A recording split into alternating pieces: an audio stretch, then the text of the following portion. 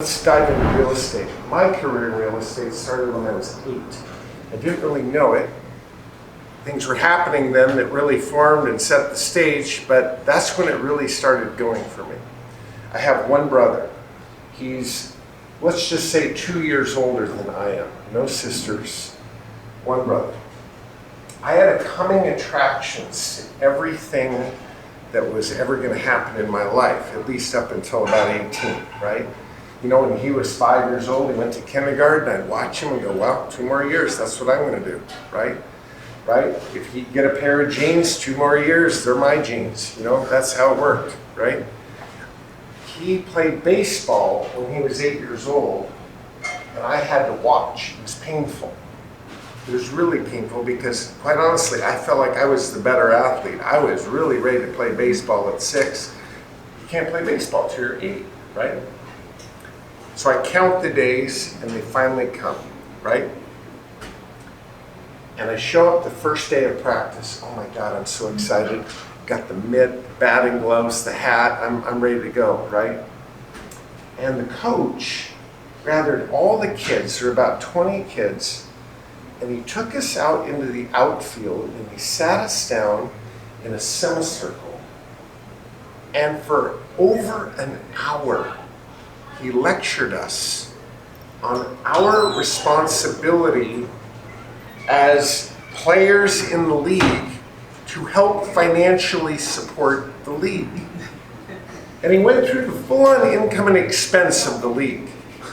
I mean, it was like I got a Schedule E of the entire league. I knew the cost of lights, umpires, chalk, mowing, baseballs, every line item. He went through it in detail and told us how much it costs per kid to actually have this league, and that basically we got to carry our own weight. We didn't throw a ball, we didn't catch a ball, we didn't hit a ball, we didn't do any baseball that first night. All I know is that we all went home that night with 2 cases of almond roca. And we had to sell this almond roca to be on the team. To be on the team had nothing to do with your athletic ability or hustle, anything. You just got to sell 24 cans of this candy to be on the team. And I was depressed. I didn't remember this from my brother's chapter. I was mad, and I came home with these 2 cases of candy. Mom, Dad, how'd practice go? It didn't happen. I've got to sell candy to be on this team. And, you know, they tried to cheer me up and, you know, this and that, right? Well, they gave me all the advice they had, which was look people in the eye, wear your uniform and look cute, look them in the eye and just tell them the good cause, you know, and it's like taking medicine. You just go do it and, you know, pretty soon it'll be done. Just do it. So I left. Walked out the door, my 2 cases of almond roca, and I walked right by the first house. I just passed them because they were assholes, and I didn't like them, and they were mean, and so, you know, warm marketing instinct, just no, they're not my target market. And I walked right by, and the second house was Mr. and Mrs. Peterson. And they were nice. They were retired, they had a pool in their yard, you know, very cool. And so I knocked on the door.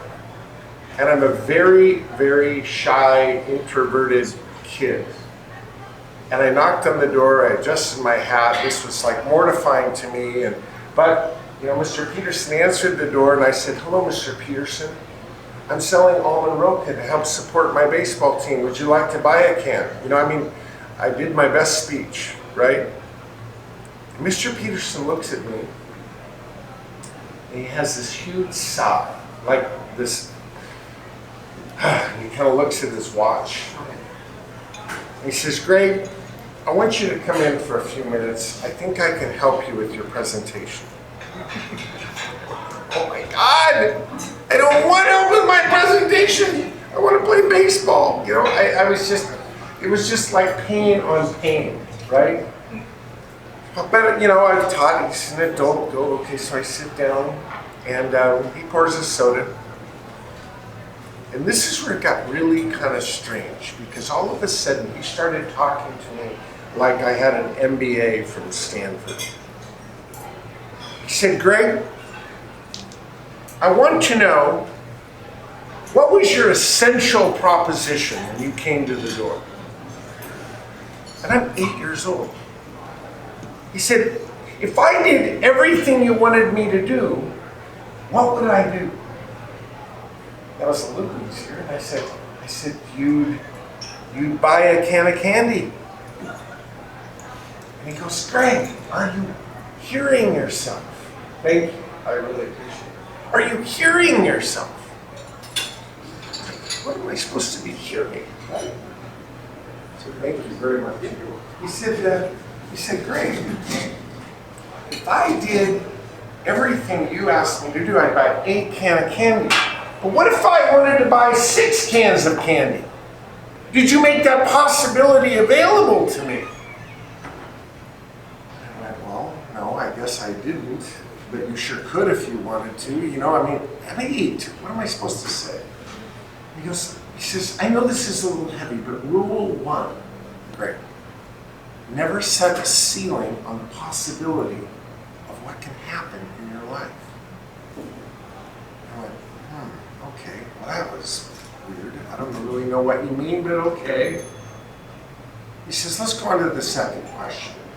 If your dad came with you, if he walked up to the door with you, you didn't have to say one word, but your dad's there with you. Do you think I'd be more likely to buy your candy or less likely? I said, I think more likely. I said, I always say yes, sir, to my dad. You know, he's a 6'3", 230 pounds, played in the Rose Bowl. I mean, yes, sir is a pretty good answer. He says, exactly, you're so smart, young man. Principle number 2, never show up without references. Okay, didn't really know what he meant by that, but I'm learning something. And he said, I'm going to put it all together now, and then we're going to really have some fun.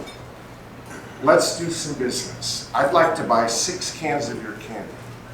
I went, wow, okay. Things are getting better with this meeting. When I gave him 6 cans, he gave me $6. Okay. I even remember doing the fraction, like I'm 25% no. Thank God, right? But, okay, we bought 6 cans. He said, now listen carefully, Greg. We're going to put it all together right here, and then I'm going to send you out the door. Do you know who lives next door? And I said, it's the Smiths on this side. He says, yeah. And he'll answer the door. They're home. He said, I want you to go up to the door, knock on the door, just like you did, adjust your hat. All that was really good. But when Mr. Smith answers the door, I want you to say, hello, Mr. Smith. My name's Greg Pinneo. I'm giving people an opportunity to purchase almond road company to help support my baseball team. Mr. Peterson, your neighbor, has asked me to come and speak with you. Mr. Peterson has purchased 6 cans of this fine candy, and he's assured me that that's nothing compared to what you might do. He's also asked that when we conclude business here, that I run right back next door and tell him the good news of exactly how philanthropic you were. Mr. Smith, how much candy would you like? He said, Greg, do you see the principles at work? No ceilings, accountability, and bring references. It's all right there. He says, you see how that works? I went, God, I think I got it. At like 8 years old, I went, yeah, wow, I could see, I got it. And I remember it was like yesterday that I was walking between Mr. Peterson's house and Mr. Smith's, like literally reciting my lines, you know, with my 6 cans of candy in one and 12 in the other, you know, and I'm walking there.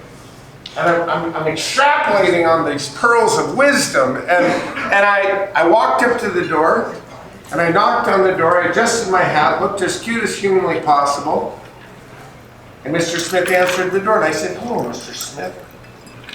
I said, great Pinneo and giving people an opportunity to purchase almond rope to help support my baseball team and children as a whole, sir.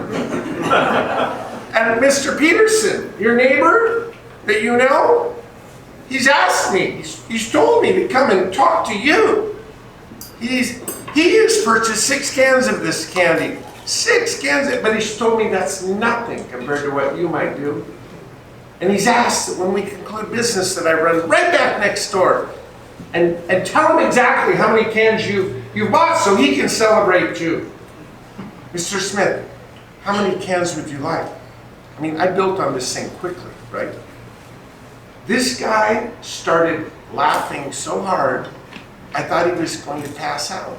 I mean, it was one of these laughs that he was like wheezing, right? And tears were forming, and he started yelling, Judy, Judy, come here, you gotta listen to this. And some lady comes up and like, what is going on? And he goes, do it again, you know, like some circus act, right?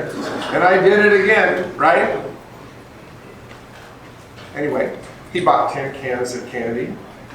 He told me, be sure to go tell Peterson that he kicked Peterson's ass. And by the way, we're not done here yet. Do you know who lives over here? He says, I need you to go do the same shit on them.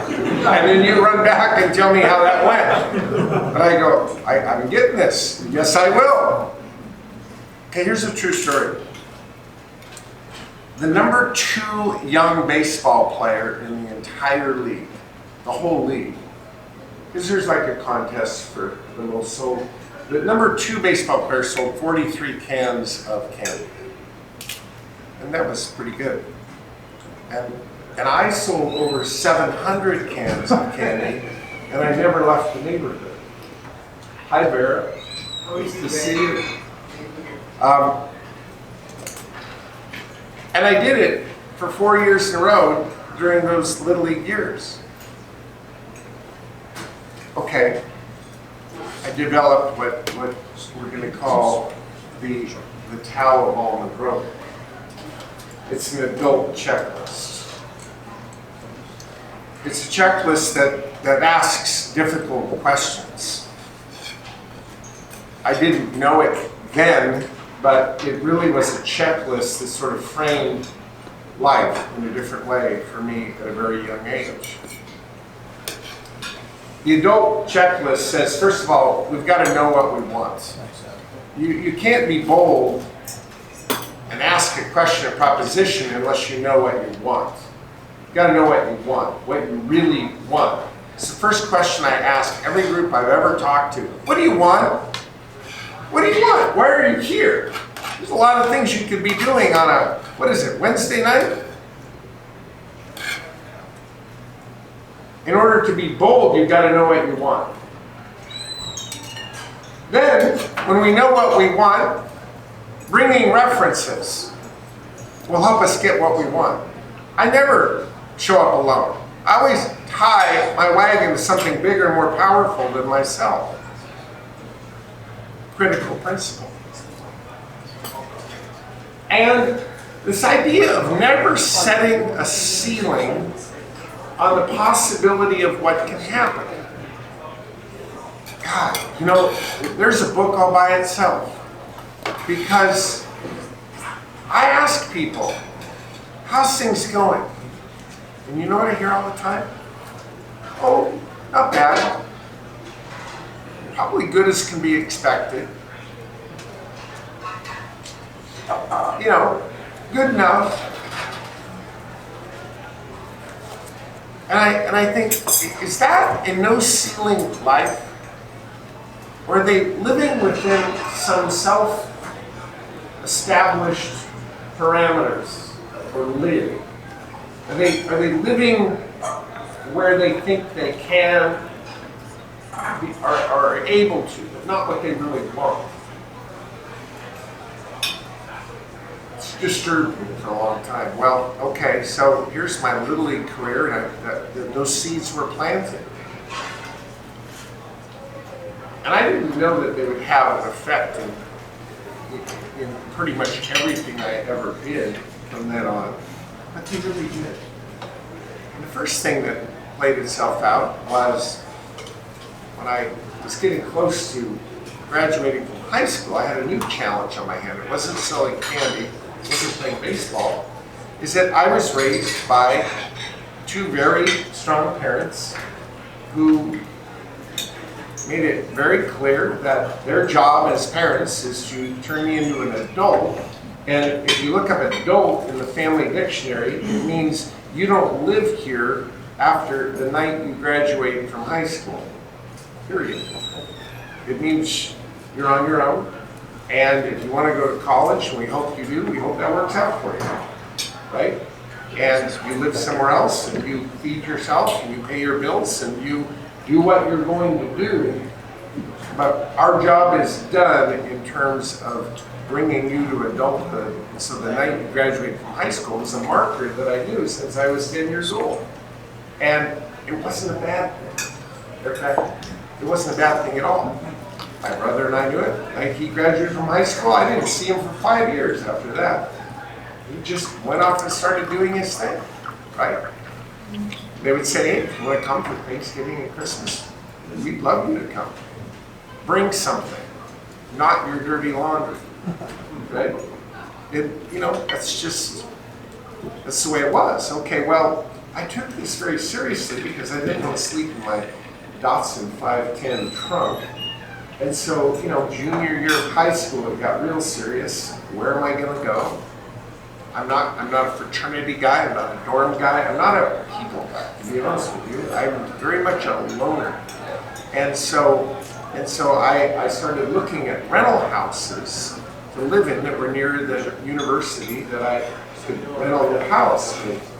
And so I really started getting educated in that, and I really started looking hard at it, and I hadn't found anything, and now it's like January of the year I graduate in June, the heat's getting turned up a little bit, and February, and okay, now it's like early March, and boy, I'm looking at a lot of rental houses, so I'm trying to figure this out, and I pull up in front of this one house for rent. Oh my God, when I pulled up, my first thought was this thing needs a bulldozer. It was the nastiest, crappiest little house I've ever seen. And I pulled up, and here's this guy waiting for me to show it, this older guy, and he unlocks the door, and I said, well, are you going to give me the tour? He goes, no. He just swung the door, but just give yourself the tour. I went, okay. Oh God, I walked in, the smell, it was just nasty. Every corner of this place needed gutting. It was just nasty. The roof leaked, the deck was falling through. And it took me all of 30 seconds to walk around there, and I walked out, and he goes, well, what do you think? And I said, I've learned to be very respectful to adults. I honestly, I don't think you want to know with me. No, give it to me straight. What do you think? I said, honestly, I think I can't believe you ran an ad to rent this. Who would rent this? It's just not happening. I mean, this is a mess. And I said, don't get me wrong, I'm not afraid of hard work. I could do everything this house needs. My dad has taught me how to do all of it. I could put a roof on, build this deck, I could do it. But somehow this squeaked out my mouth. I said, but if I was going to do all that, I'd want to own it instead of rent it. Because that's a lot of work. And the guy goes, well, maybe you should buy it from me. And I kind of just matched him. I don't know, it's very against my personality, but I went, well, maybe I should. What did I know about buying a house? I didn't know how to spell real estate, right? But he took me kind of seriously. And he said, well, what do you have saved up? And I said, well, I have $1,000 saved up. I was pretty proud of that, actually. He says, not much. He goes, what's your resume look like? I said, well, I'm a reasonably good student, but I have to work hard at it. I'm a pretty good athlete. I have to work hard at it. I was pulling anything I could come up with, right? And then I'm fishing, and I go, oh, and I'm the state's youngest Eagle Scout. Trustworthy, loyal, helpful, friendly, courteous, kind, obedient, cheerful, thrifty, brave, clean, and reverent. And he went, all right. He took out a notepad. And he goes, I want $25,000 for the house, I'll take your $1,000 down. He pulls a book out of his pocket and he goes like this. I don't even know what this book is. Amortization book. And he goes, can you afford $206 a month? I said, maybe. I didn't know what he was doing. And he wrote 206 down. And he goes, are you 18 yet? I go, not quite, almost. And he says, well, take this home and talk to your parents. And if you want to buy it, I'll sell it to you for that. I went, okay. I didn't see any of this coming. But I drove home. My dad's in the garage. Here's my dad's entire business library given and delivered to me. The entire business library, I'm going to give it to you. I said, hey Dad, I saw this rental house today. It's a real dive. Oh my God, it needs everything. It's just nothing but work. But the guy actually said he would sell it to me instead of rent it. And here's what he said he'd sell it for. And my dad took it. This is the whole volume of business advice. He took it. Probably better than renting. Took him less than 2 seconds. And he turned and started to walk away. And I said, so I should do it? And he didn't even turn around. He just walked away. He says, probably better than renting. And I went, okay. And so I called the guy and said, well, okay, it sounds like we might be able to work something out. And, I don't really remember much because I didn't know anything. I met with them. I learned what escrow was. I learned what title insurance was. I didn't know anything. And he just walked me through it, told me, hey, if you don't pay me on time, I'm taking the house back. That's how that works. Okay, I'll pay you on time, right? I just got my lesson from a guy that had a piece of crap house, didn't want it. It was something he saw in me. He thought I was going to make his payments on time. There's my first piece of crap house. Okay, so the house closed in April. Of course, I didn't graduate until June, so I had April, May, and most of June to work on it. And I actually needed some time in June, so I told him I couldn't probably afford a payment until like July, until I actually had something to live in. So, he wrote in there a deferral of accrued interest and first payment due. And, I look at it now and go, now I see what he was doing. I didn't know anything about this back then. But, okay. All I know is I moved in the night I graduated from high school. Moved in with a place to live. Don't ever recall cutting a deal with my 2 buddies, but they moved in with me. And maybe we talked about it, maybe we didn't, but I don't ever remember it. There sure was nothing in writing. So, mission accomplished. Now, hold that story for just a second, and then I'm going to come at you from a different angle, and we'll come back to that stuff. Okay? Forever, for as long as I can remember, since I was a little kid, if I read something that was interesting and challenging, disturbing sometimes, I would just automatically cut it out, write it out, type it up, whatever I had to do, and then I would memorize it. It's been a habit of mine my entire life. And at this time, this was a really interesting time. Do you remember when you were 18? Do you remember the newness of 18? Of man, like, wow, the world is now mine to do what I'm going to do with it, right? I don't have a parent telling me what to do. I get to make those decisions, and it's sort of like, at least for me, it was like, oh my God, there's so much I want to do. There's so many goals I have. There's so many places I want to see, right? It was just overwhelming what I wanted. I had no idea how I was going to pull it off. It was exhilarating and a little scary all at the same time, right? Well, I remember being in that mind space, and then I read this piece of script. And this piece of script was written by a guy who had tried this thing called life for a while, and it wasn't working out. And so he got out of Dodge to figure it out. He literally just kind of bolted. And he went away to like figure things out because they weren't working out the way he wanted. And when I read this, it just blew my mind because it just fit where I was at the time at 18, and here it comes, life, right? This guy wrote these words. He says, I went to the woods because I wanted to live deliberately. I remember reading that. What the hell is that? He goes on to say, I wanted to live deep, to suck out all the marrow of life, to put to rout all that was not life, not when I die discover I've not lived. I went, oh my God, it was like watching a horror movie to me. I went, okay, let's get this straight. There's something about he's trying to live deliberately, whatever that means. But then you go into two categories. You suck out all the marrow of life, really get all the good things, and you have the wisdom and knowledge to know how to set aside and put to rout all those things that were not life, so that at the very end, you don't sit there and go, oh crap, I didn't do it right.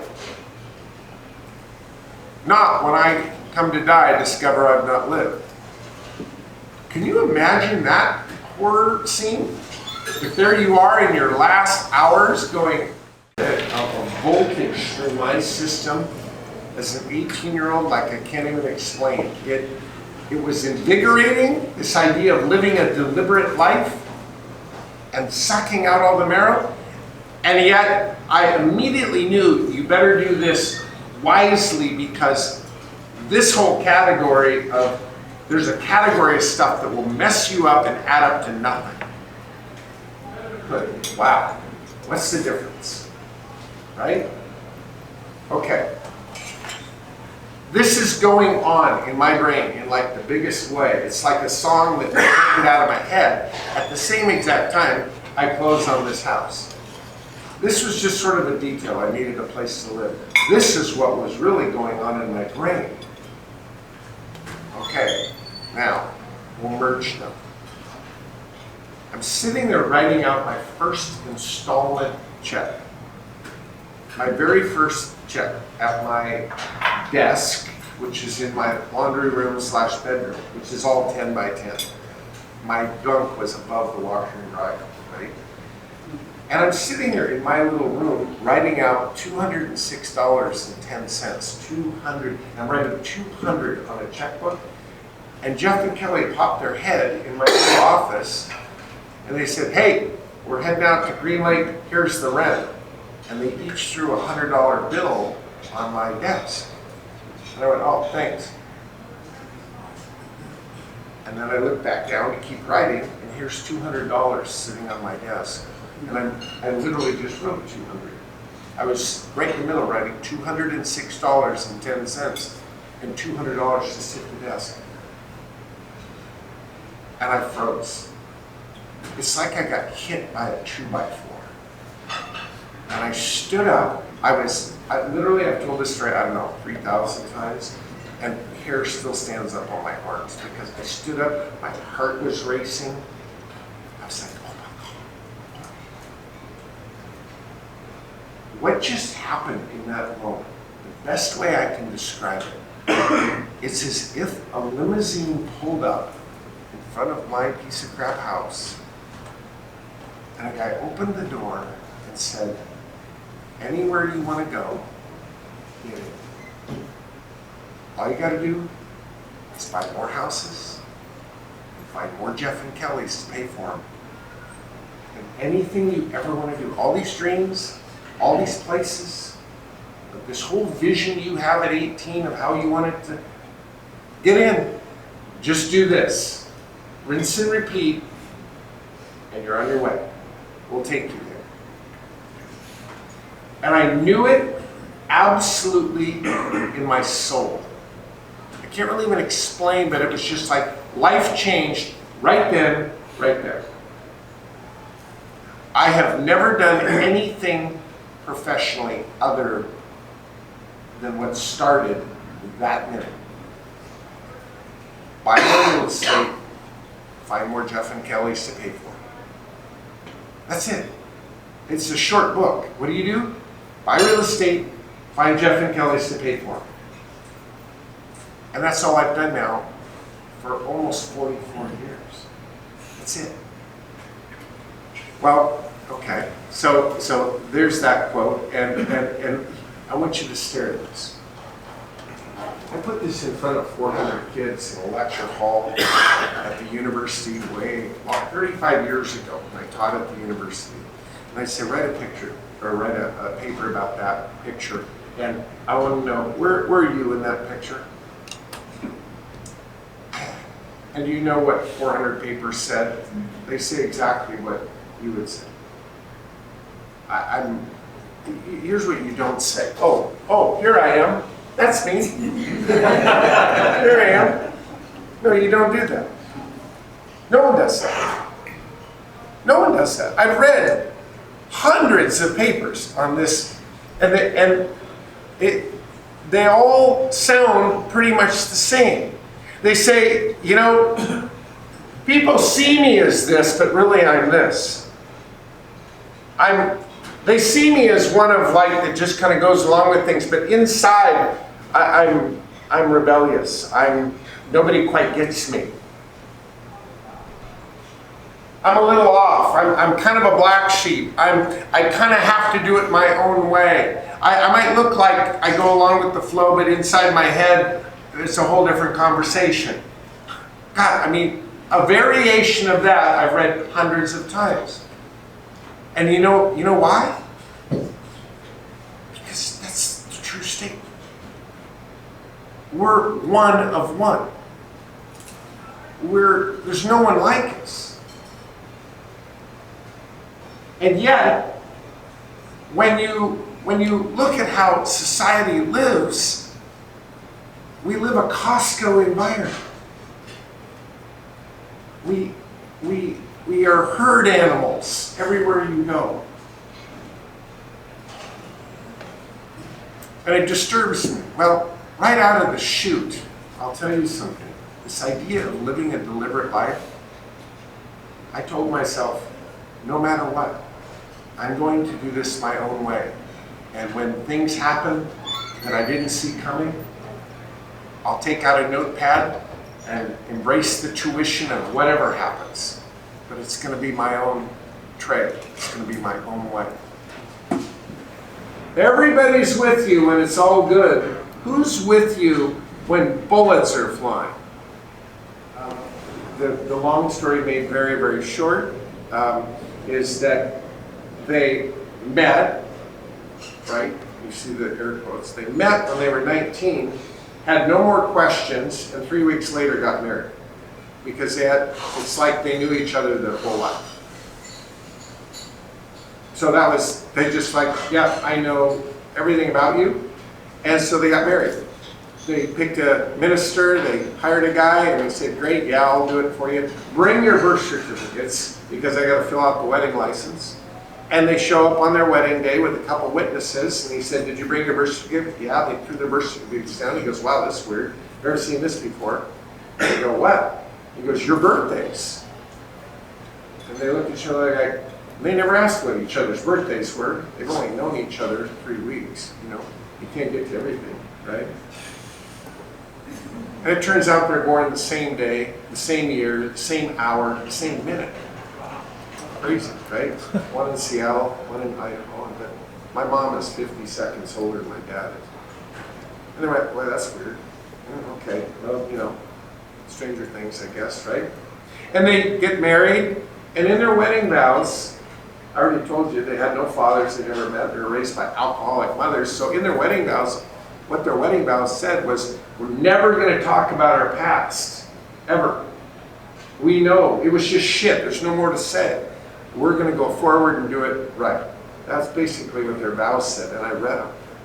Okay, a year goes by, they're married. My mom is now expecting my brother. And they're coming out of this event in downtown Seattle, late at night, raining. They come out and pull up to the stoplight right in downtown on First Avenue. And light turns green, my dad doesn't go. I was like, hey, you gonna go? And he's in a very far away place, and the light turns yellow and red, and he doesn't even move. And she says, what is going on with you? What are you thinking about? And he said, well, we said we'd never talk about it. But do you want to see where I spent 8 years of my life? Every day for 8 years. And my mom said, yeah, I want to know. I want to know. And he said, well, you see that red door right there in that brick building? That tavern right there. I waited outside that red door every day for 8 years for my drunk mother to come out.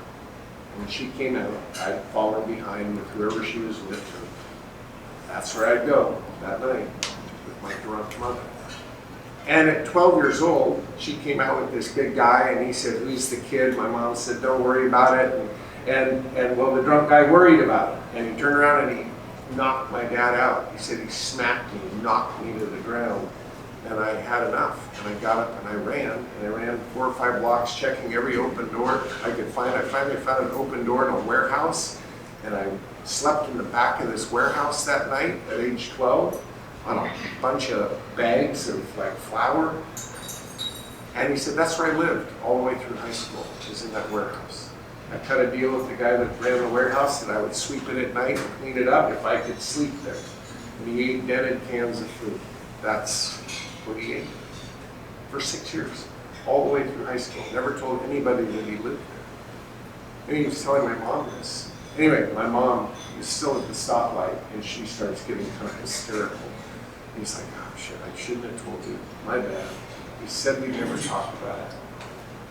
She calms down, she takes a deep breath. She goes, Roger, she goes, look down the end of the block, 100 yards away. You see that neon sign right there? Same side of the street. See that neon sign?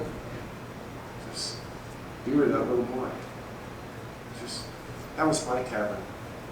That's the cabin I stayed outside of every night for the same exact period of time for my drunk mother. That was my drunk mother's tavern. They're 125 yards apart on the same side of the street. She said, you were that little boy who used to break handballs and throw them against the wall and show out for me. And I used to dress up in dresses and spin around because I knew you would be there. And my dad was like in shock. He's like, I can't believe it. You were that little girl. And my mom says, I remember the night you were punched and hit the ground and you ran and I never saw you again. Wow. Paul Harvey, Stand By for News. That was on Paul Harvey, Stand By for News on their 25th wedding anniversary. Okay, why am I telling you that? They turned 84 next month. It's their birthday.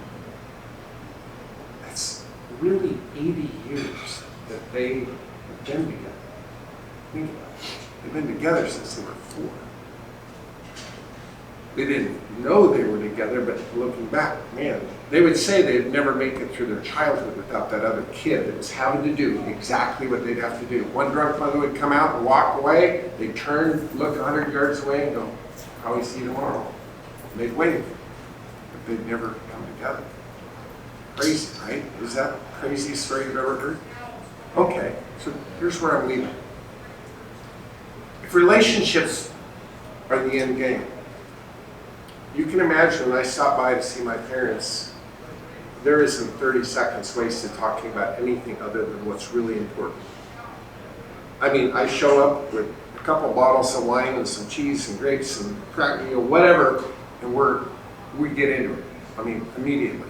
You talking about what's important. I mean, hell, they're getting old and we dive right in. And about 6 months, I popped in there, 6 months ago, and I said, okay, here's the question of the night.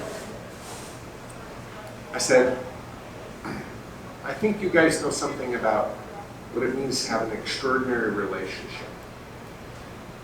Matter of fact, I know you do. I said, what is the single most important quality in a relationship? thought it was going to be a really hard question. My mom, give me 1 second. My mom goes, that's easy. And my dad goes, that's a no-brainer. And I could tell they had the same word in them. And I said, well, what's the word? My mom says, I'm going to make you work for it. Get on your space phone. She says, get on your space phone. That's what she calls it. That you say can pull up anything and everything. Right? I could just describe it. It would find it. Get on your space phone. And I'm gonna tell you to pull up a song. And you're going to listen to the song. And it's going to give you the answer to your question. And my dad's kind of laughing. It's like they read each other's minds. They know exactly what each other are thinking. And I said, okay. And she says, you're going to have to know this song anyway because this will be played at our memorial service. And of course, being pretty attentive, I went, our memorial service? What are you getting, the 2-for-1 special coming up or something? And she goes, just play the song, Greg. I said, okay, what am I looking up on my space phone? Can they describe it enough? And, this duet and these people. And I said, does that look like, yep, that's it. And we hit play and sat right there on the counter and listened to it. Now, you thought you came to a little evening with Rick in real estate. Well, there you go. Let's see if you can figure out the one word.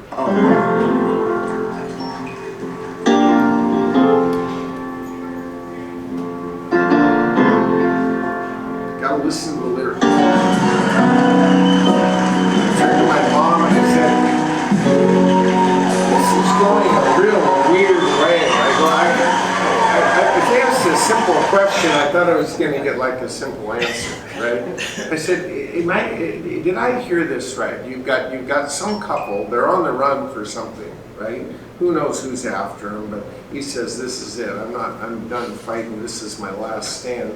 And he gets shot. Okay, he's down. He's heading to heaven. She goes, well, okay, you're out of the game. She picks up the smoking gun that's empty out of his hand and stands up as if she's going to take him on. And of course, her final prayer is answered when the rifles shoot her. And now she's there, and now they're both in heaven. I'm going, my God, somehow you took my question wrong. I mean, what possibly, and she says, Craig, what part of that don't you understand? I said, I almost forgot the question. I was so upset. This is kind of morbid. And she says, Greg, it's a simple word. Okay, loyalty? She says, Greg, who's in it completely with you to the end?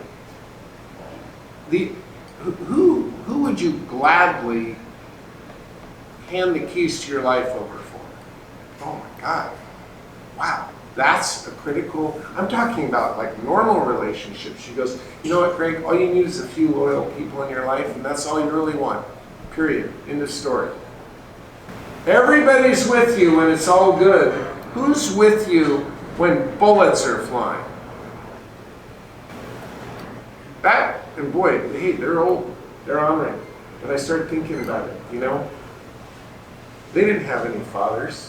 They learned. I said, okay, you want to stay there for a year, but then you're going to sell it and move. Yeah. I said, okay, well, here's how we're going to solve this, right? This is my option consideration. I'm going to give you $15,000. Of course, I'm not going to give it to you to go pay your bill. I'm going to give it an escrow that's going to go pay your bill. And they're going to record an option. How much do you want for your property? You told me how much you wanted. Okay, great. This is going to be my deposit for that. My window's in a year. I'm going to exercise my window, and you'll get the rest of your money in a year. That's how this works. Perfect, fine, done. That whole thing from when he walked into my office to that deal being recorded at the county with paid, done, stamped, option recorded, everything, was less than 3 hours. Once he walked in the door. Literally, I drove him to escrow. I got the conference room from Steve Barrett and said, let's get to work. We need a courier taking this to the county to record it. Come on. This is showtime. It happened in 3 hours, but it was the years of strategy and slow dancing that went on to get that opportunity. And you know, to be honest, it was really fun. It was enjoyable. It was a highlight in life. The reason I have that picture of that sign in is I said, okay, part of the deal, Harry, I've got to, during this year, I'm going to have surveyors, engineers. I've got to have a lot of people walking around here. I'll identify them all with a orange vest that'll have my company name on it, so you'll know they're with me. Don't shoot them, right? Yep, no problem. And I'm going to put a sign on the property because it doesn't even have an address here that I can find, so they know what property we're talking about. No problem. That's fine. I said, okay, because I'm starting, this year is going to be a busy year for me, getting everything all designed and this and that, so that when I close, I'm going to get going on this thing. Got it, no problem.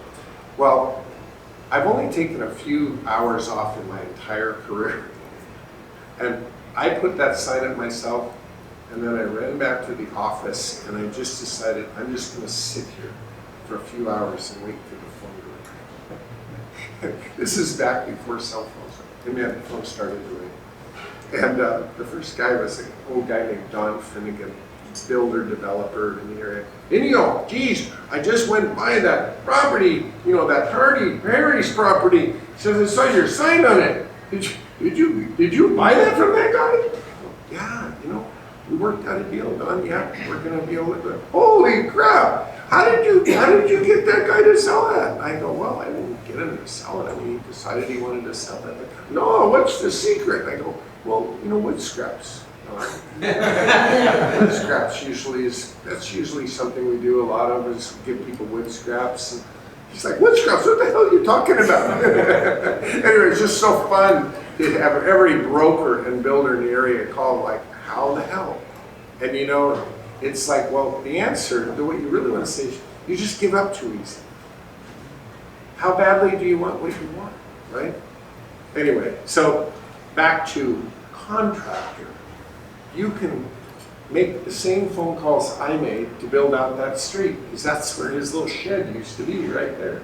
That's the entire street. There's 44 units on the street that were built. But I didn't swing a hammer, right? But I contracted. And real estate entrepreneurs create income-producing property. That's what we do. And whether you remodel it, whether you build it new, it doesn't matter. Get it in service and find more Jeff and Kellys to pay for it, right? Okay? This is an example of so many where I find little houses that were zoned multifamily, right? So on this lot, there was one house, a little 1,400 square foot, 3-bedroom rambler, and that was the backyard, this lot. And of course, I didn't even want to bulldoze the little house because it was so cute. So we picked it up, we moved it 6 blocks down the street, bought another house, short platted the lot, and put the little cute house in the backyard. And then, now that that house is gone, we can go ahead and build 12 units on this property. But in this area, it's just full of 8s, 10s, 12s, 14s, 20s, 22s, you know. You just decide that I'm going to know this city and the zoning intimately, and I'm going to know the rents intimately, and you just contract, right? So do that. But do it in a high demand location. Because 7/8 of this country, nobody wants it. It's a liability, right? The principle of wealth all works off of demand. You have to have what everybody else wants. If you have a rental unit that nobody wants to live in, you've got a problem, right? You've got to have something in demand. And so demand is infill. I'm not a speculator. I'm not sprawl. I'm not the next most developing area. I'm going to go to where it's proven, where days on market are under 30, to where there is no vacancy rate. I'm going to go right to the best areas, and that's where I'm going to buy real estate. And of course, everybody says, oh, geez, it's so expensive there, it's so this, it's so that, nobody ever sells there, blah, blah, blah, blah, blah, blah, blah. You see how that's a belief system? And that's why they don't try. Because it's impossible. You don't do that, that's impossible. But I don't believe that. There's never been a 3-month period in my last 43 years that I haven't bought a property in Seattle in the best of locations. So it's not impossible. We just have to do it, right? I had a guy in Asheville, it was Asheville, last night, that said, oh, I've got a brother that lives up there, and he'd love to buy something in Queen Anne, but oh man, you just can't find anything in Queen Anne. I said, really? You can't, huh? I said, one of my students is building 42 units right on the plateau right this minute. Like, right this second, on the corner of Highland and Lee. So, I guess it can be done. It's not like it can't be done. You just don't think it can be done. And that's why you and your brother aren't doing it.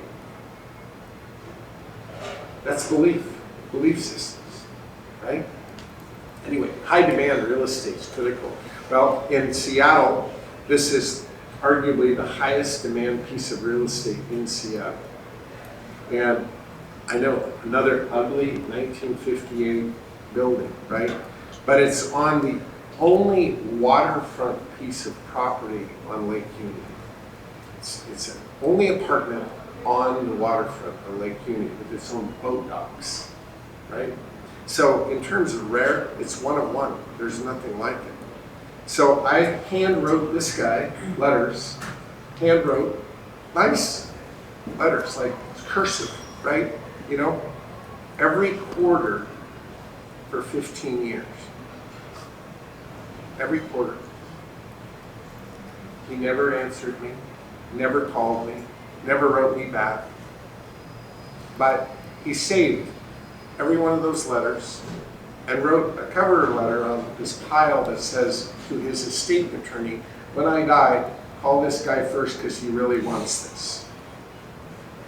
And his estate attorney, a gal named Ms. Martin, called me on the single worst 3-hour block of time in my life. In the last 43 years, this would be the single worst 3-hour block of time in 43 years. That's when the phone call came. Now, what's the principle of that? Why do I tell you that? I tell you that because the very, very best deal you'll ever get will always come at the worst time. That's not an accident, by the way. That's how it works. And it works that way for a reason. Anything that has happened so consistently, there's a reason. If I were to let go of this, where's it going to go? That way.